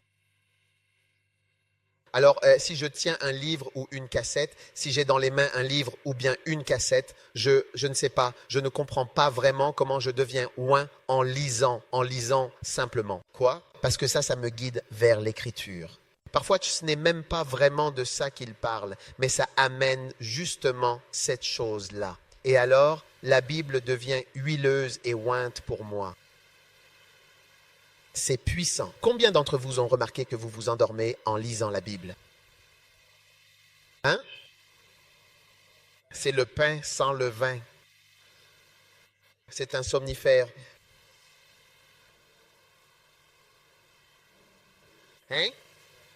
Si jamais tu n'arrives pas à dormir, alors lis le Nouveau Testament. Et si le sommeil ne vient toujours pas, dans ce cas, passe à l'Ancien Testament. Et dans l'Ancien Testament, si tu ne dors toujours pas, dirige-toi par exemple vers Lévitique et d'autres domaines similaires ou connexes. Tu seras grandement béni par un sommeil profond. Aucune raison qu'un chrétien ne puisse pas dormir s'il a sa Bible. Oui, chrétien, tu ne peux pas ne pas dormir quand tu as une Bible. Et le pain vivant est le Valium le plus efficace d'aujourd'hui. Mais si tu peux recevoir une révélation, il n'y a vraiment rien qui puisse me faire me redresser comme ça, là dans ma chambre, en pleine nuit, ou à n'importe quel moment, à n'importe quelle heure, avec la vie, quand la parole est entrée en moi et que je reçois une révélation. Alors parfois, je suis juste là, simplement en train de regarder, je veux quelque chose. parfois, quand je suis seul quelque part et que je prie, je suis juste. Seigneur, dès qu'il parle, je ne sais pas, je reprends vie. Tu sais, il y a de la vie dans la parole. C'est l'onction de ce pain vivant, les hosties. Puissiez-vous, écoutez, n'essayez pas. Vous n'êtes pas plus grand que quiconque. Je lisais avec Jonas, il a dit, j'écoute des cassettes et je lis des livres plus que quiconque. Tout comme Paul. Paul avait les rouleaux, les livres ainsi que les parchemins. C'est une bénédiction. J'ai dit, c'est une bénédiction. Je te vois recevoir cette bénédiction.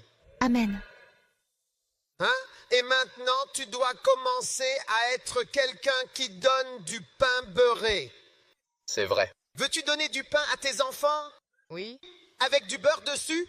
Oui. Quand je veux que ma fille mange le pain, je mets beaucoup de beurre dessus parce que je sais que quand elle va goûter le beurre, elle va aimer le pain. Tout le monde, n'oubliez pas d'acheter votre beurre. Ce sera un signe pour vous. Beurrez simplement votre pain et voyez. Hein? Pourquoi quand tu parles la parole, les gens te regardent simplement et reçois la puissance du Seigneur. Ils commencent à dormir. Tu es un ministre de pain sans levain, sans onction et sans huile. Puisses-tu devenir un ministre des pains beurrés? Amen. Sais-tu comment devenir ministre du pain beurré? Oui, oui. Les choses que tu as reçues et qui étaient ointes, les mêmes. Je ne l'ai pas dit, c'est Paul qui l'a dit. 2 Timothée 2:1, transmets les mêmes choses. Je partage toujours des choses que j'apprends. Je ne prendrai pas la peine de te dire plus que cela.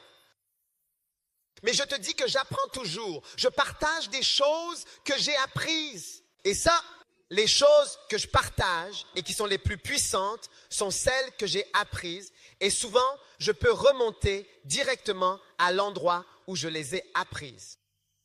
Combien d'entre vous ont déjà vécu cela? C'est puissant, les gens sont bénis et tu te sens presque gêné de dire « c'est là que je l'ai appris, c'est de là que je le tiens ». Parce que quand ils disent que tu les as bénis, tu as l'air puissant, sage, fort, impressionnant. Et maintenant, tu dois redescendre et dire que de ce frère, j'ai appris ça. La source. La source.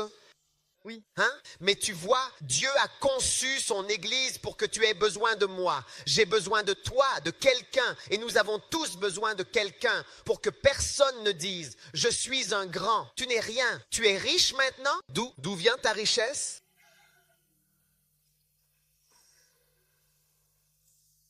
Alors, du pain beurré, partage le pain beurré avec tes enfants. Prêche. Écoutez, vous tous, quand vous avez... Écoutez bien, un homme qui n'a pas de voiture, qui n'a rien, mais qui est oint, tu vois, quand il te fait une proposition, tu ressens d'une certaine manière que tu as un avenir. Il y a vraiment quelque chose qui te donne de la consistance. Oui. Ouais. Viens, toi. As-tu une voiture? Non, papa. As-tu une maison? Non, papa. As-tu de l'argent? Non, papa. T'as quoi? Rien. Et il y a une fille qui attend qu'il termine l'école pour qu'il l'épouse. Oui, bien sûr. Vous voyez, mais il y a quelque chose sur lui qui le rend en quelque sorte tangible. Vous ne savez pas ce que c'est.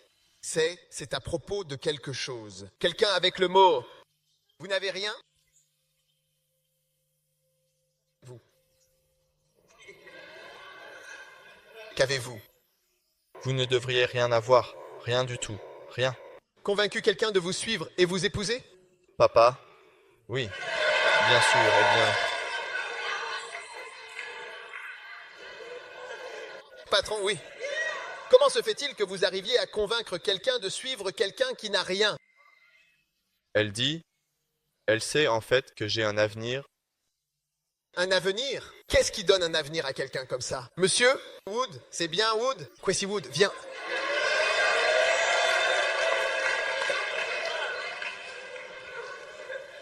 Qu'est-ce que tu as? Tu as réussi à la convaincre? Tu n'as rien, Rien du tout. Est-ce qu'il a le mot? Est-ce un homme de la parole? Est-ce un berger? Berger de la chapelle? Oui, tu as partagé la parole, oui. Alors, quand tu lui as fait ta demande, ça a marché? Tu attendais qu'elle dise quelque chose longtemps? Non, seulement quelques-uns. Je ressens quoi? Des heures en quelques jours, quelques jours. Je veux dire, bien sûr, elle doit donner un peu sinon, d'une certaine manière. Même si elle dit déjà oui, elle doit faire quelque chose, sinon ce serait comme si elle attendait avec certitude quand la percée est arrivée. Elle ne pouvait plus se contrôler. Regarde le travail, ça nous rend très solides. Il y a quelque chose à propos de Dieu et de sa parole. Quand tu prononces ces paroles, tu n'as rien, tu n'es rien, tu n'es personne, mais tu es puissant. Est-ce que tu as Dieu avec toi, Dieu en toi? Et c'est pourquoi tu dois apprendre. Je te dis, les gens qui prient beaucoup sans la parole, ils ne deviennent pas pasteurs. Ils ne deviennent pas pasteurs. Ce pas. Mais, tu vois, quand il s'agit de dire quelque chose, ou peut-être que quelqu'un est mort, ou quelque chose de mauvais est arrivé, ou quelque chose de bien est arrivé, et il reste juste là, il n'y a pas de mots. Pour, il n'y a rien. Parle-nous et donne-nous une révélation. Dis-nous, à partir d'Ésaïe, que cette personne est morte, même si elle est morte, la Bible dit. Parfois, certaines personnes meurent pour les sauver d'un problème à venir. Et je crois aujourd'hui que cette chose ne peut pas arriver parce que la Bible dit que toutes choses concourent ensemble pour dire quelque chose. Tu es là. Tu n'as même pas de pain beurré à donner, à offrir à tes enfants. Et quand tu ouvres la bouche pour parler, ce sera du pain sans beurre. Si quelqu'un vient, non, je te dis que tu peux. Tu peux marcher dans l'onction de grande, grande, grande onction. Si tu apprends à prendre le beurre que Dieu te donne, quelque chose qui aide le parole à agir pour toi et pour les autres. Je l'ai appris. Je l'ai reçu, j'ai marché dedans, j'en ai bénéficié et j'en bénéficie encore aujourd'hui. Chaque jour, tu t'assois dans ma voiture, tu entends des cassettes, tu viens à mes côtés, tu vois des livres que je lis, j'apprends, je reçois, sans aucune honte. Sans honte. Et tu vois, j'essaye de partager. Veux-tu que ce que tu as reçu demeure ? Commence à le partager, à partager. La Bible dit, exhortez-vous les uns les autres. Nous devons nous exhorter tout le temps. Quand les chrétiens se rencontrent, ils doivent parler de la parole. Quand vous vous voyez, écoutez. Quand vous vous voyez, entre chrétiens sur le campus ou ailleurs, parlez de la parole. Ne commencez pas à parler d'autre chose. Alléluia, comment vas-tu? Que Dieu te bénisse, ceci et cela. Puis tu commences à dire, Amen. Es-tu béni? Je suis béni. Tout va bien, j'étais là. Douglas va bien, alléluia. L'esprit était là. On partage certaines choses, puis tu commences à partager. Amen, tu le reçois. Et si tu n'as personne à qui parler ainsi, trouve des gens qui recherchent ces choses. Tu vois, moi, les gens avec qui je suis ami, ils aiment parler de la Bible. Dieu, mes paroles s'épuisent. Elles finissent vite. Même avec les gens de mon bureau, n'importe qui autour, je commence à partager la parole. Si tu n'aimes pas ce genre de choses, tu ne peux pas rester longtemps. Je n'ai rien d'autre à dire. Je ne veux critiquer personne. Je ne dis rien de mal sur qui que ce soit. Je n'ai pas aucune discussion à avoir sur quelqu'un. Juste la parole. Parfois, on ne peut pas être au bureau sans parler de la parole. Et c'est comme si des anges étaient venus. Et la présence de Dieu est là grâce à la révélation, au partage du pain.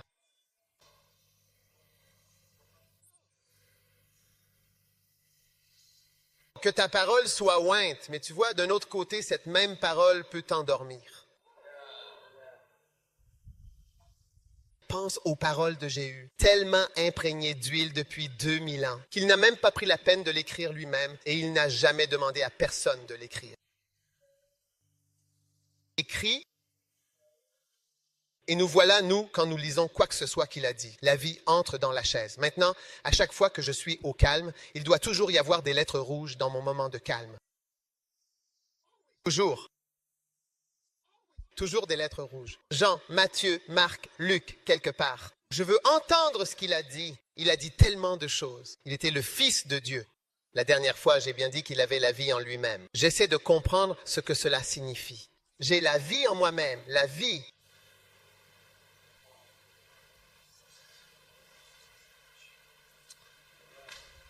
Que ton cœur s'ouvre, que tu deviennes un donneur de pain brisé et un receveur de pain brisé. Vas-tu le faire? Tu vas apporter ta Bible? Toi, tu vois, ceci est une Bible. Elle a l'air sans levain. Tu ne trouves pas que ce genre de Bible, hein? Tu l'apprécies? Quand tu lis la Bible, si j'ai cette Bible, je ne peux pas la lire non plus. Les mots sont très petits, vraiment, non, rien.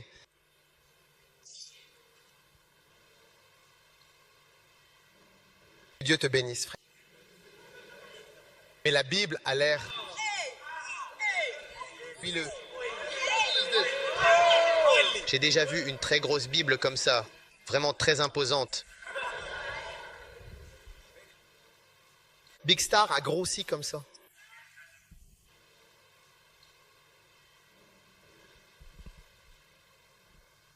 Ça peut vraiment t'aider parce qu'il y a un peu de beurre en plus, juste là, sur le côté. Le pain vivant et le pain vivant sont au milieu, et puis le beurre est sur le côté. Aider la chose à être mangée plus facilement. Puis tu as acheté du beurre en rentrant. Certains d'entre vous, non, j'ai dit pas Magil, pas planteur, beurre.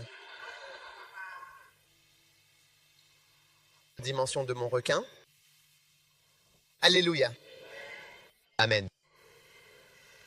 Quel est le prochain? Oh, messieurs, merci. Je suis sûr que vos bien-aimés sont très contents. Ils ne savent pas pourquoi c'est ainsi qu'ils sont.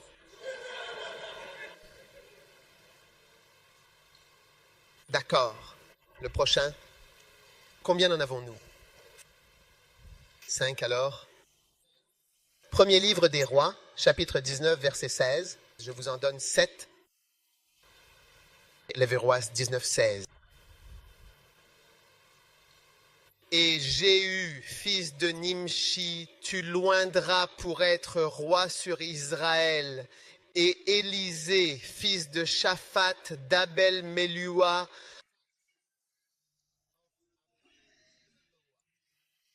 tu loindras pour être prophète à ta place. Amen.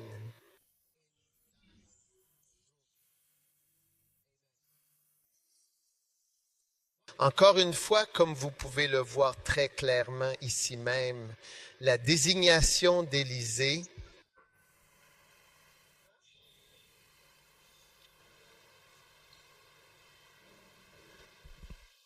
devenir prophète, mais ce n'est pas alors qu'il est devenu prophète. Il est désigné. Vous là, ou bien vous ne comprenez pas ce que je lis? Est-ce que c'est dans le premier livre des rois? Quand est-ce qu'Élie a été enlevé? Dans le deuxième livre des rois, chapitre 2. Et ceci, c'est dans le premier livre des rois. Et on lui dit, va et oint Jéhu pour qu'il soit roi, et va aussi oindre Élisée pour qu'il soit prophète, quoi? Qu'est-ce que c'était? La seule chose que c'était une marque que vous, d'une manière ou d'une autre, d'une façon ou d'une autre, tu deviendras le prophète.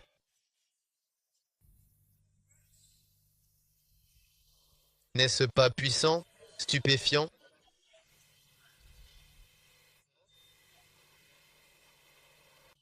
Donc en voilà un autre. Tu es mis à part pour ton travail, pour ton ministère en tant que prophète. Le premier, David, était un roi. Maintenant, celui-ci est aussi mis à part. C'est un pasteur. Le roi est un pasteur. Maintenant, il est mis à part pour devenir prophète.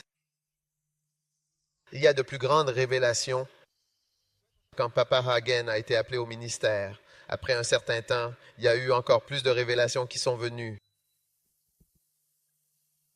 de plus en plus de révélations. Il y a eu un moment où il a commencé à recevoir des visions de Jésus.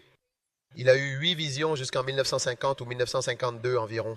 Après cela, le Seigneur lui a dit, « Je ne vais plus t'apparaître de cette façon. Désormais, tu devras opérer d'une autre manière. » Mais il avait été appelé à être prophète depuis longtemps. Alors, tu vois, attendons. Amen. Pour la grandeur des choses merveilleuses et extraordinaires que Dieu a ordonnées, mises en place et prévues pour ta vie, car il a prévu de grandes choses pour ta vie.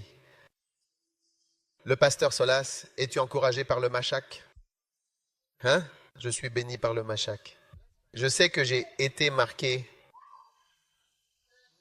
même si je ne semble pas être grand-chose. J'ai juste été donné aux fous pour être pasteur, le péché des fous, même les jours où je devrais venir. C'est comme ça, tu joues de l'instrument, je ne devrais pas parler du tout. Je faisais de la musique. C'est une bénédiction d'être marqué par le Seigneur. Tu deviendras prophète un jour. Détends-toi. Le chapitre 2 du 2e cas viendra dans 40 ans. Toi, je serai là. Le deuxième jeu, après 2, viendra dans 40 ans. Tu n'as qu'à venir avec. Tu oindras pour être prophète dans ta chambre. Jésus, un roi, celui-là aussi c'est venu plus tard. N'est-ce pas incroyablement étonnant? Veux-tu être mis à part par le Seigneur?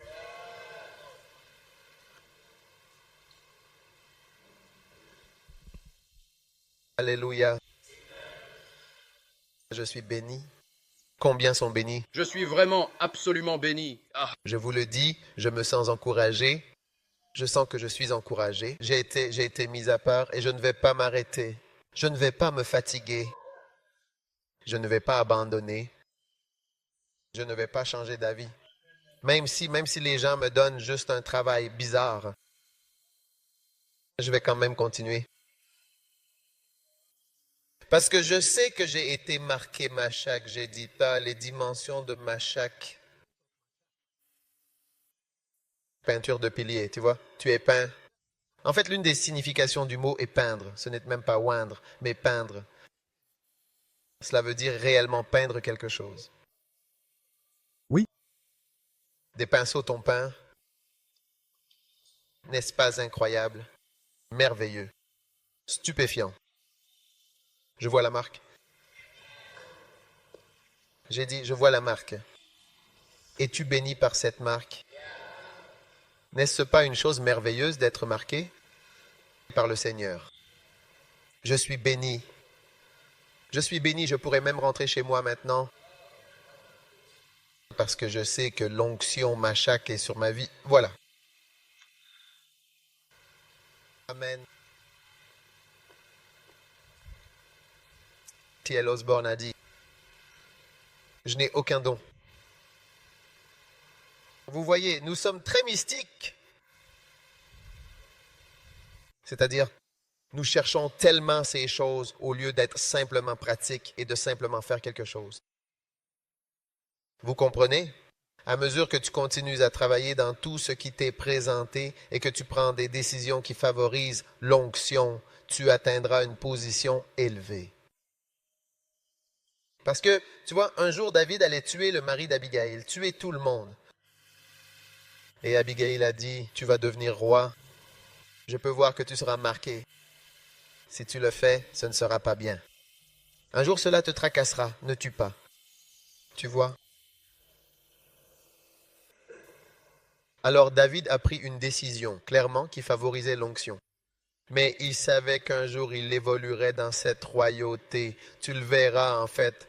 Même si ce n'est que pour un court moment, ils le verront.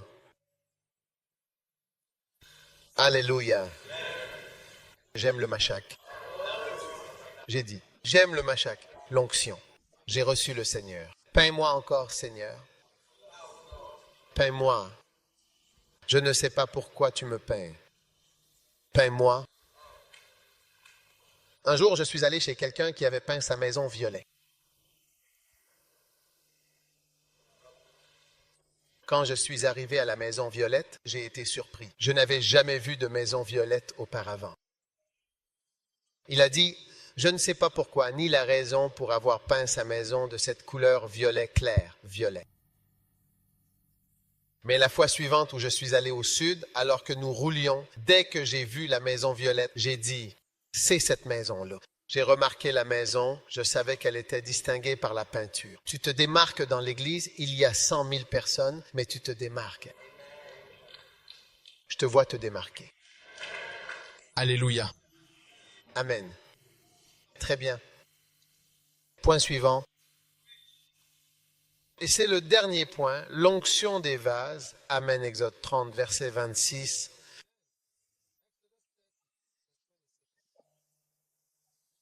Où nous pouvons lire à partir du verset 25. Et tu en feras une huile d'onction sainte, un parfum composé selon l'art du parfumeur, et ce sera une huile d'onction sainte. Et tu oindras le tabernacle de la congrégation, verset 27, et la table, et tous ses ustensiles, et le chandelier, et tous ses ustensiles, et l'autel des parfums, et l'autel des holocaustes, et avec tous ses ustensiles, et la cuve avec son socle, et tu les sanctifieras afin qu'ils soient très saints. Tout ce qui les touchera sera absolument saint.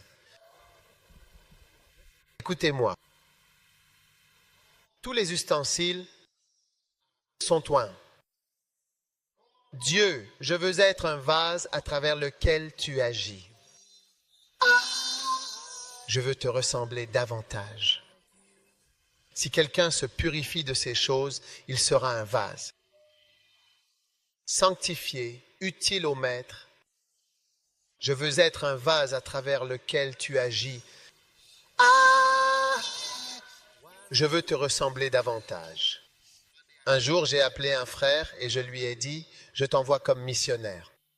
Il travaillait quelque part. Tu sais ce qu'il m'a dit? Il m'a raconté une belle vision qu'il avait eue. Je m'en souviens toujours. Il a dit, un jour, je ne sais pas si c'était une vision qu'il a eue ou quelque chose qu'il a vécu. Il a dit, un jour, il conduisait en direction de Aflao. Et puis, il a vu beaucoup de pots. Est-ce que c'était des pots en terre cuite alignés au bord de la route? Et en les voyant, ça lui est venu à l'esprit. Je pense que c'était une vision que ces pots et ces récipients restent là, sous la pluie, sous le soleil, dans toutes les conditions météorologiques, pendant des mois et des années, à moins que quelqu'un, car ils sont tous à vendre, quelqu'un ne vienne et dise « Celui-ci, je veux celui-ci, prends celui-ci pour moi » et choisisse un récipient en particulier. Et il a dit « Le fait que tu m'aies appelé, c'est un grand honneur, parce que je suis l'un des versets qui se tenaient au bord de la route. Et parmi tous ces récipients qui sont malmenés par le monde, on les laisse là dehors, battus par la pluie, par le soleil. Des lézards dorment à l'intérieur, des vers y vivent, des gens passent autour. Ils traversent la poussière du soleil. Tout bouge, disait-il. Pour que je sois choisi et appelé à partir comme missionnaire, je suis l'un des pauvres qui sont restés là pour toujours. Et quelqu'un est venu et a dit, celui-ci, celui-là, celui-là, celui qui est derrière. Celui de gauche,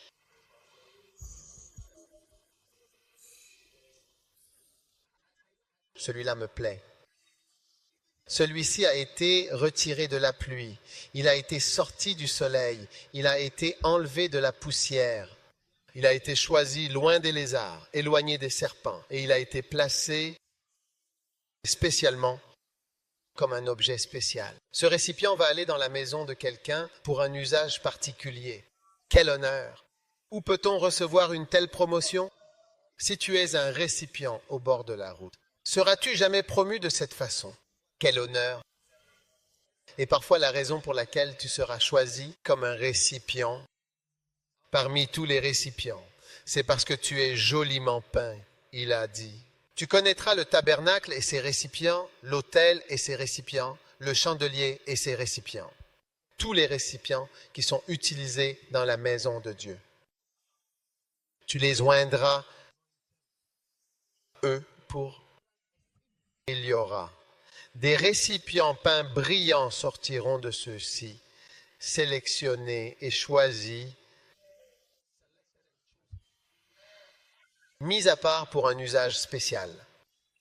Et ils courront et ils marcheront avec le Seigneur, et ils seront sur cela.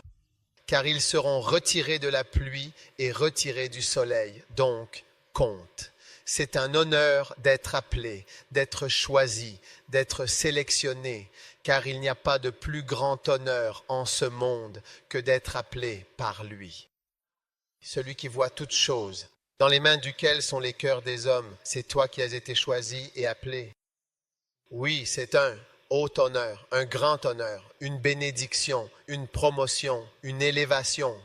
Car même servir moi dans la maison des fous est plus élevé que de servir le monde dans la maison des gens normaux, supérieurs.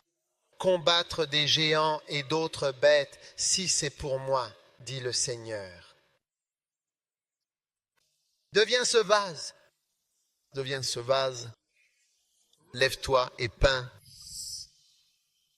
Peins et oins toi-même. Éloigne-toi de la sécheresse qui survient lorsqu'il n'y a pas d'onction. Entre dans la présence de l'Esprit et sois oint, sois un enfant oint, un vase oint, oint par le Seigneur. Pour tenir debout et bien faire, il y en a beaucoup qui boiront de toi. Beaucoup qui boiront de l'eau claire venant de toi. Beaucoup qui seront rafraîchis grâce à toi. Tu seras utilisé pour verser de l'eau sur les âmes assoiffées et sur celles qui meurent dans l'obscurité et dans les déserts. Tu seras utilisé pour apporter, éteindre le test de beaucoup qui ont soif. Oui, tu seras utilisé pour laver ceux qui ne se sont pas lavés et pour effacer les péchés de leur vie. Tu seras utilisé, tu seras utilisé. Car un vase choisi, c'est un vase comme l'apôtre Paul. C'est un vase béni, appelé oint, choisi, envoyé, utilise, shendo shanda. De l'eau fraîche sortira de toi dans la chaleur de cette vie. Tu rafraîchiras véritablement la vie et l'âme de beaucoup. Beaucoup, beaucoup, beaucoup attendent que tu sois rempli. En tant que vase, un vase, je peux agir à travers un vase. On a besoin de grande taille et de petite taille. Toutes les tailles de vases sont nécessaires, des vases spéciaux et des vases ordinaires. Toutes les formes, toutes les tailles, toutes les variétés sont nécessaires. Dit l'Esprit du Seigneur. Alors humilie-toi, avance, va de l'avant. Viens sous ma grande influence et sois peint, afin que tu sois un vase peint, que tu sois choisi et sélectionné. Quelle bénédiction, quelle faveur. Remercie-le maintenant même pour sa bénédiction et son onction. Béni soit le nom de celui qui est mort, celui qui est ressuscité, celui qui a ôté notre douleur et notre honte. Béni soit le nom de celui qui s'est allongé sur cette croix et qui est ressuscité d'entre les morts. Béni soit le nom du Christ, Jésus. Béni soit son nom, celui qui nous appelle, nous sélectionne, nous choisit pour sa gloire, pour son honneur. J'ai beaucoup d'argent dans ma poche et je le donnerai sans hésitation au roi du pays s'il le veut.